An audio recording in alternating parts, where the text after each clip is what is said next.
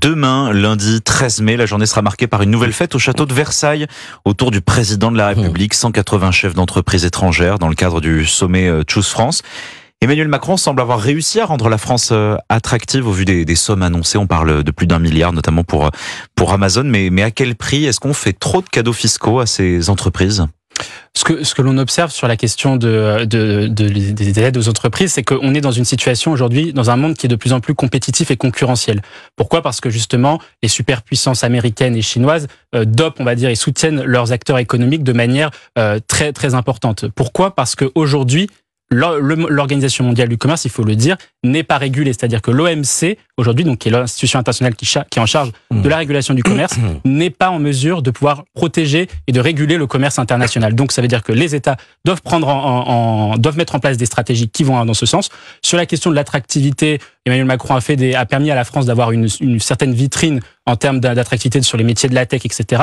Pour autant, il faut absolument que l'administration d'Emmanuel Macron puisse aller davantage plus loin, notamment sur deux éléments. Un, aligner notre fiscalité sur les standards internationaux, parce que on va vers des standards internationaux autour de 20% d'impôts sur les sociétés, 15-20% en moyenne, et d'autre part pouvoir protéger aussi les secteurs nationaux qui sont stratégiques pour notre industrie, pour notre économie d'un point de vue plus global. Georges Fenech, on parle de records d'investissement pour cette année, pour cette moisson 2024. On se réjouit de cette attractivité de la France? Pour moi, c'est une bonne nouvelle.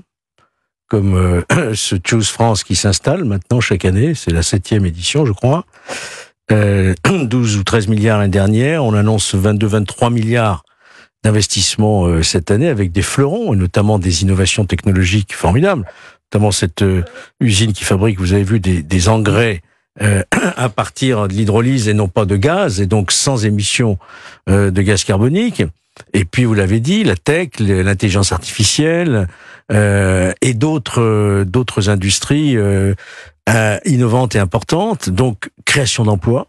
Peut-être Amazon, vous l'avez dit, peut-être Amazon, création d'emplois, attraction de notre pays, ça c'est une chose dont il faut se réjouir. Après il y a la question de la fiscalité, vous avez raison, mais la fiscalité, je crois savoir quand même que depuis le 1er janvier 2024, les 140 pays se sont mis d'accord pour un minimum de 15% pour les multinationales où qu'elles basent leur siège. Pour plus tard. Pour plus tard. Voilà. On n'y est pas encore. Et en France, on est aujourd'hui autour de 27% à peu près en fonction des entreprises et des secteurs. Ça sera difficile de baisser davantage.